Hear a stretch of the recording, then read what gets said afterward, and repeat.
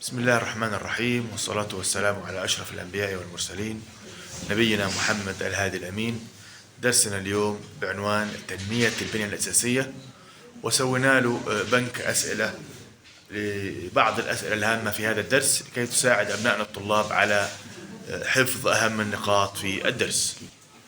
السؤال الأول، تعريف عنوان الدرس. طبعا احنا عرفنا أن التنمية هي النمو والزيادة، فهنبدأ في الكلام عن ما هي البنية الأساسية. قسمنا التعريف إلى أكثر من جزء لكي يسهل على الطلاب فهمه وحفظه. أولا، هي الأعمال الرئيسة أو الأعمال الهامة التي تتم في مجال المرافق العامة والخدمات. مرافق العامة يعني أي شيء يتم استخدامه من قبل جميع المواطنين والمقيمين، هذا اسمه مرفق عام. كوبري، جسر، شبكة اتصالات، الأنفاق، مثل طبعا الطرق والجسور كما ذكرت. السؤال اللي بعده، علل يعني لماذا، اذكر الأسباب. أهمية تنمية وتطوير البنية الأساسية. لماذا من الهام إني أطور هذه البنية الأساسية؟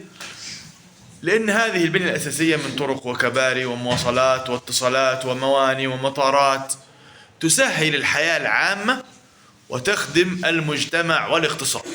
إذا عندي شبكة مواصلات قوية، اقتصادي حيستفيد ويتحسن، التبادل التجاري يصير أسرع وأسهل.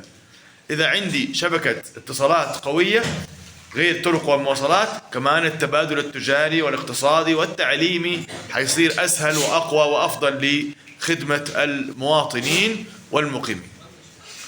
أقامت المملكة العربية السعودية خطوطا للسكك الحديدية بين منطقتي الرياض والدمام. فما هدف هذه الخطوط؟ طبعا أي خطوط سكة حديد في العالم لها هدفين اثنين عشان ما صعب على نفسي: نقل الركاب أو نقل البضائع.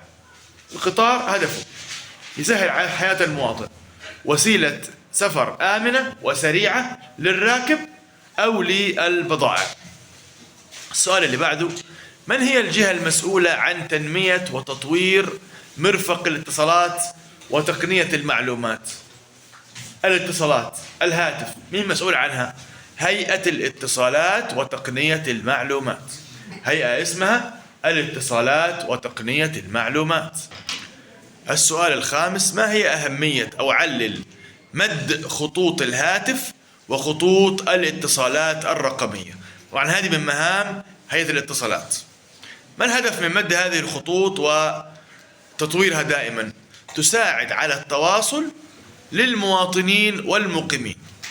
أنا ما قلت بين المواطنين والمقيمين، لا، قلت للمواطنين. التواصل مع مين؟ مع بعضهم، مع أهلهم، مع شركاتهم، مع أعمالهم، مع موظفيهم، مع العالم الخارجي، مع المعلومات في كل مكان في العالم، وتخدم قطاع الأعمال. هل تتخيل شركة تتعامل مع الصين والهند وكندا وأمريكا وروسيا وبريطانيا بدون اتصالات رقمية ورسائل إلكترونية بريد إلكتروني؟ مستحيل. فالحين العالم أصبح قرية صغيرة، فما يسمى هذا أو هذا يسمى بالعولمة، globalization. العولمة، العالم قرية صغيرة، لأن العالم الحين متصل بشبكة الاتصالات الرقمية والشبكة العنكبوتية. آخر عندنا فقرة، وهي لماذا اهتمت الحكومة ببناء عدد كبير من السدود إلى درجة أن أصبح المملكة عندها حوالي 500 سد وأكثر، منهم سد الملك فهد في بيشة. ما هي أهداف السدود؟ تخزين المياه وتوليد الطاقة الكهربائية. هذا هو الهدف الأساسي من من بناء السدود. وبكده نكون انتهينا من بنك أسئلة الدرس اليوم. يعطيكم ألف عافية وأشوفكم على خير. السلام عليكم ورحمة الله وبركاته.